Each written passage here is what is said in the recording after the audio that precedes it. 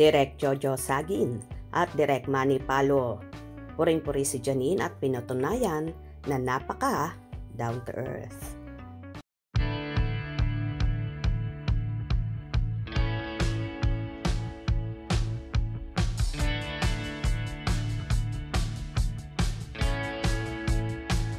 Sa naging guesting kamakailan na mga directors ng hit teleseryeng Lavender Fields na sina Direk Manny Palo at Direk Jojo Sagin sa YouTube channel ng nag-iisang Diamond Star, Maricel Soriano.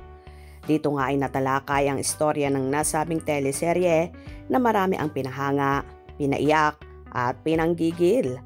Ayon nga kay Maria, kakaiba ang naging mga atake dito ng mga cast.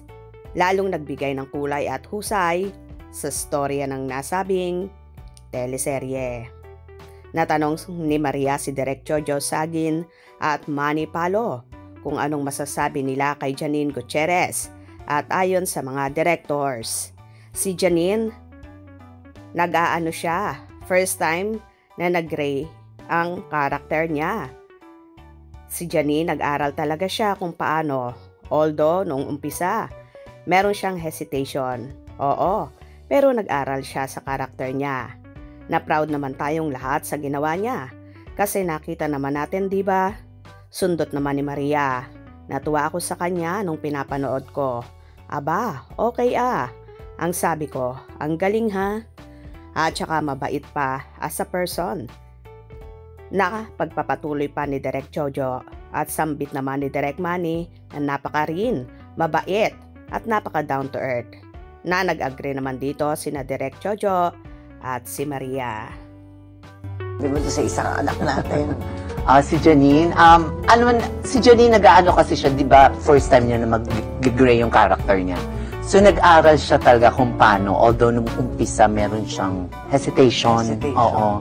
Pero nag-aral siya dun sa character niya na proud naman tayong lahat sa ginawa niya. Oo. Sabi ko, ang galing ha. Tsaka mabait siya as a person. Napaka rin. No, grabe. Down to earth. Bait ng bata. Ganito nga pinahanga ni Janine ang mga directors na bukod sa napakahusay ng pagkakaganap niya at palong-palo ang mga karakter niya bilang si Iris Buenavides, ay natunghayan din ang mga director kung gaano kabait at ka-down to earth ang nag-iisang si Asia's rising star, Janine Gutierrez. Narito naman ang ilang komento ng mga fanay. Next guest po sana si Lotlot at Janine. Thank you po. At ganon din sa cast ng Lavender Fields. Marami talaga ang nababaitan kay Janine Gutierrez. Thank you Miss Maricel for being kind to everybody, lalong higit kay Miss Janine. I love Direk Sagin, napaka-vocal niya about sa paghanga at pagmamahal niya kay Janine. So proud to you Janine. Mismo mga directors na nagsasabing napaka down to earth mo.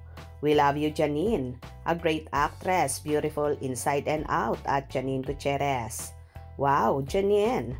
Well, hindi lang naman ang mga directors cast ang nagsasabi ng ugali ni Janine na napakabait.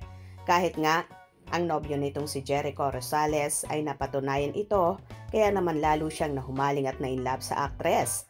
Bukod sa ubod ng husay sa aktingan na kahit anong ipagawa mo, ay nabibigyan niya ng hustisya ang bawat roles na pinoportray niya.